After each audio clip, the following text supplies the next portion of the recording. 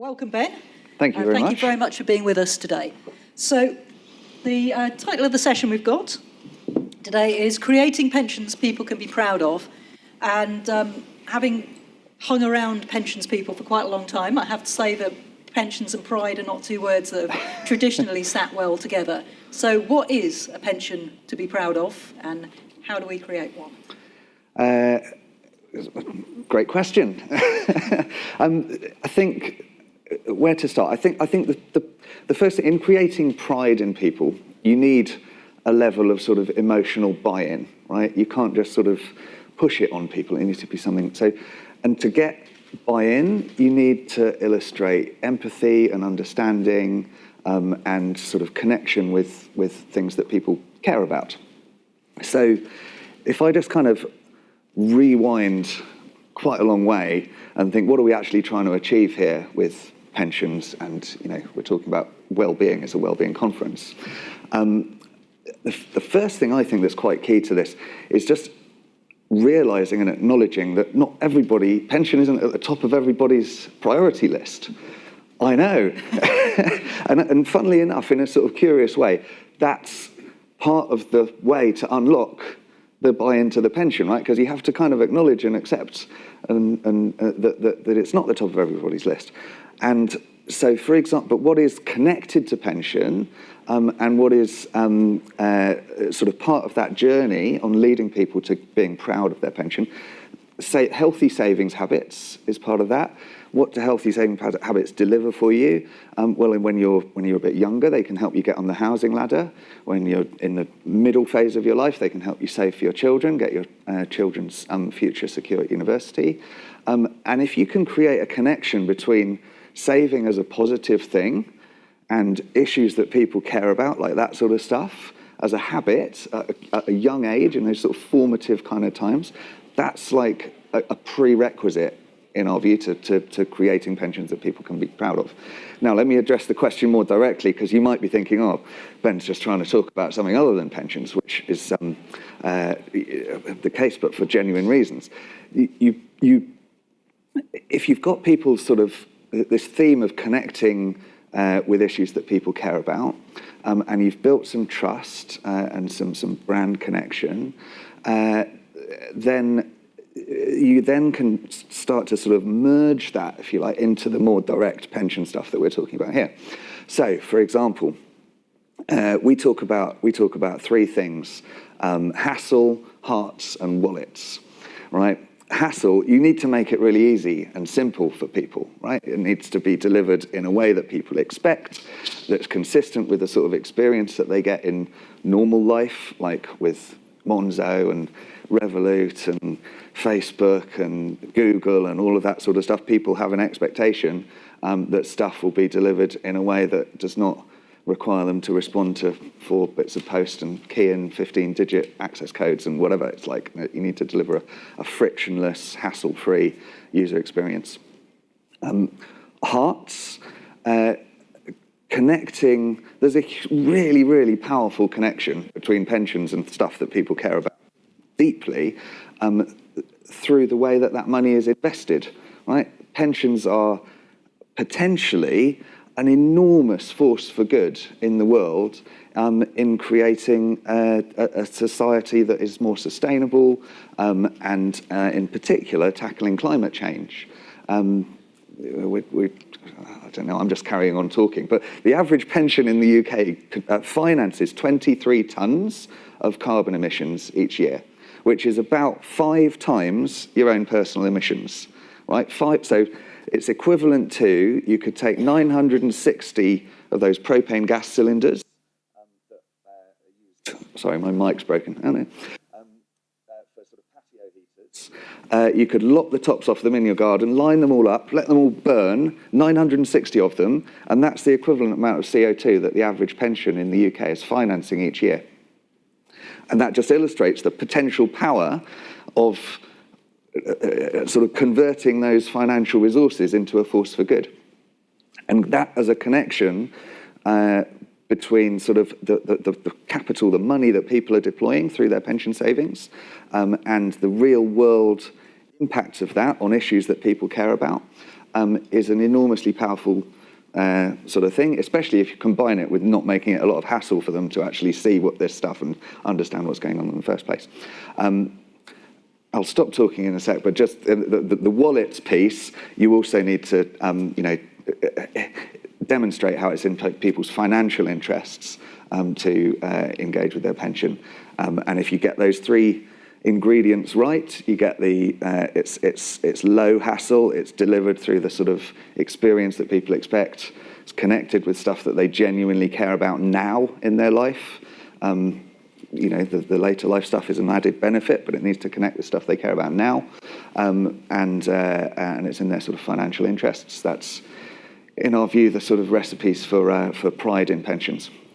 Brilliant, thanks, Ben. And I'd like to dig a little bit more into that and making it relevant to people now, because as you say, there is not just hassle with pensions, there's hassle with everything in people's lives. And so getting them to engage with that hassle and heart and wallet elements here and now. How can we go about making that relevant to people's lives as they are right now?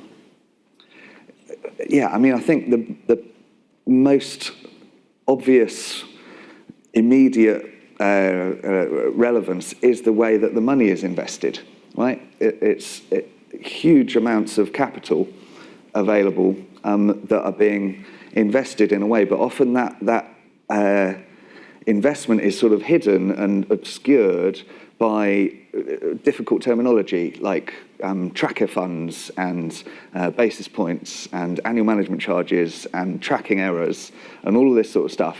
And people just sort of read that and it's like, la, la, la, la, la, not for me, don't really see why that makes any impact on my life. Crack on, try and generate me some good money, but that's the limit of my engagement with that world. In reality, investing money is one of the most powerful tools for influencing the world, as I've already sort of mentioned, that people have at their disposal. Not only in the way that it's invested and whether you choose to support activities that help build a more sustainable society and not support activities that don't contribute to that, but also in having your voice heard and influencing companies on issues that matter to you. So there's some really interesting innovation happening. If you own a pension, you own shares in companies, that gives you the right to vote on stuff that comes out in annual general meetings at those companies. There's some really interesting stuff that actually enables you to exercise that right. That right's always been sitting there, but it's been impossible to exercise because it's too much hassle. But actually, you can now expose those votes to the people who actually control the votes, or should control the votes, and they can have their voice heard and start to actually influence the behaviour of those companies. And again, how powerful is that, right? Sort of, it's one thing kind of sitting there saying, "Oh, I don't agree with Nike's policy on how it manufactures its shoes in Indonesia or whatever." There's another thing actually having your voice on that issue heard at the Nike annual general meeting. Yeah, so that's a very powerful question. As you say, that's year on year, day on day, getting people involved with what they can do with the power of their pension. Exactly, and it's also live and relevant, right? So these votes come up all the time. So it's like a stream. You we think of ourselves as a tech company that happens to do financial services. So think about Facebook or Reddit or something like that. It's streaming and scrolling through stuff, right? Where do you get that sort of content in the world of pensions? Well, there's an example, right? There's a continuous stream of stuff. Also, the positive impact that your investments are having can generate a continuous stream of interesting content that will get people engaged. And then you use that, and that's the sort of, it's not the whole end game of all this. That then drives better engagement, pride in pensions, increased contribution levels, better outcomes in retirement. So it's all part of a kind of overall thing, but it's like this is part of the sort of breadcrumb trail of that you need to sort of take people down to get them there. And I guess that's also a big shift in other ways from the idea of a kind of printed annual statement that turns up once a year and tells you what's in your pension pot and all the rest of it. So, I mean, we've already sort of briefly touched on the worlds of Monzo and Facebook and everything, and what's going on in the rest of the world outside pensions that's really opening up technology. So what do you see as being the main ways that technology is already changing pensions, from what you're saying, and what's the potential for the future? I mean, it's enormous. It's low-hanging fruit, right? How many other organisations send you a bit of paper imagine your Facebook feed arrived on a bit of paper once a year. It's just like nobody expects to be served that way anymore. It's just like, so, and the other thing, the pensions industry and financial services generally is all completely virtual, right? So to some extent, it's easier to deploy tech in the pensions world than it is to deploy tech in like the Amazon world, where you've actually got to physically deal with the real world and move logistics and move stuff around. It's like the pensions world is like easier to access because there's no actual physical movement of stuff needed. So I think that, there's huge potential. You need to be quite open-minded and creative and think about things in the right way so that you can also comply with all of the rules and legislation and make sure that you provide appropriate access to people who don't want to interact electronically and through a mobile app and all that sort of thing. Like you have to, be quite thoughtful about your approach. But fundamentally, it's the boundaries are limitless, really. You just sort of try and find out how much your pension's worth today. It'll be hard work, and that's a problem. Yeah, and I think that's an interesting thing, because you've got quite often you sort of see everyone's finances over here and their pension over here. And over in this bit, we've got things like open banking and open finance and that idea of connection and that idea of bringing everything together. And yet the pension's still sitting over here. Yeah. So what do you see as being, is a pension's going to move over there at some point, become part of that fold and part of that wider financial picture for people? Yeah, I think it's happening already, right? And again, it's driven by the tech and the kind of organisations, I guess. It's sort of like there's no, Cushon didn't start out in the pensions industry. We started out as this sort of retail investment and savings platform. So everything was sort of built around individual customers, and then as we've moved into the pension space and the workplace, it's another type of pot is how we think about it, but it just exists within the same app, the same ecosystem. It's a pot that happens to accept payroll-based contributions from your employer. That's fine. You can also push money in direct from your bank if you want to. You can, all this sort of stuff. Just a sort of a nice little example of the benefit of that sort of path. When you, in the retail world, you push money into one of the Cushon ISAs from your bank account, you'll get an email confirmation within about 5 minutes that we've received your money. Trades are being placed to get the money invested, all good, because that's the expectation that people have in that sort of marketplace. When we kind of started to look at the pension market, and it's like, so what are typical SLAs for getting money invested? And it's like 15 days, and we're like, what? It's just nuts. So there's a kind of, and I think again, but it's easy for us, right? Because we've built all this stuff from the ground up, and it's all like blank sheet of paper. It's like, whereas it's hard to sort of move the world from the state it's currently in to that state, because it's just all in different companies on different systems, different kind of, and actually the hard bit is getting all the systems and the organisations to talk to each other effectively. If you're starting from a different place and you've built it all sensibly in the first place, a lot of these things are actually quite straightforward. That's great. Thank you very much. And I'm very conscious we've got an amber light flashing at us, which means we've only got about 5 minutes left. So I'd love to just chat a little bit about, we've talked about the tech, we've talked about that area of it making pensions relevant for now. What part do employers play in this? Where do they fit into the picture? So employers, I think, have a really important role to play. It's obviously the primary source that people get their pension from. A lot of people trust their employer more than they trust their bank.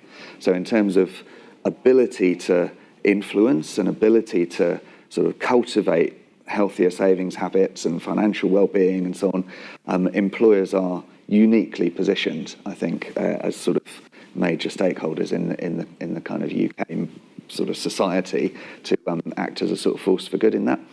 I think there's also a really strong interest for employers in doing that, in that pension contributions are often the second biggest line of cost after the payroll. And what are you getting for that? It's like it's a sunk cost. You can't manage the cost, but you can manage the amount of sort of perceived benefit and value that your employees place on that, and how effective it is as a sort of retention and attraction tool. So you can't do anything about the cost, but you can do a lot about the quality of what you're getting, and actually delivering a better quality pension that people can be proud of. Let's just say people are twice as proud of their pension, and if that's your second biggest line of cost and it's becoming twice as good, that's a pretty good thing to do, right? So it's a kind of perfect virtuous circle, really, of like employers are in a unique position to have a lot of positive influence on this stuff, contribute to healthier savings habits and so on, and it's actually in their very strong interest to do so. That's great. Well, thanks, Ben. Now, I'm just going to see if I think we've probably got time for certainly one question, so I'm going to try and balance the app on my knee and see what we've got in the questions and answers coming through. Oh, gosh, lots. Brilliant. OK, so we've got one here. From Martin Self, so thank you, Martin. People care about ethical and ESG investing, but are more interested in retirement outcomes. So can ethical and ESG investing deliver? Absolutely. I think 5 years ago, it was framed as a sort of, compromise or a balance between these different topics. These days, and the last probably at least 24 months, it's not seen like that anymore. It's seen as a positive People are talking about carbon dependency risk in business models, right? So if I'm looking at a business and it's highly dependent on sucking fossil fuels out of the ground, is that a sensible long-term investment? It's a fair question. So there's a real acknowledgement now in the sort of professional fund management industry that actually these are not like two things that need to be balanced against each other. They're actually like both pulling in the same direction. Well, I've got a red light flashing at me, so unfortunately, I think that means we're out of time, which is a shame because the next question on the list is a whole session in itself, actually. I'd love to have been able to come on to that. But thank you very, very much indeed, Ben. It's been fantastic talking to you today.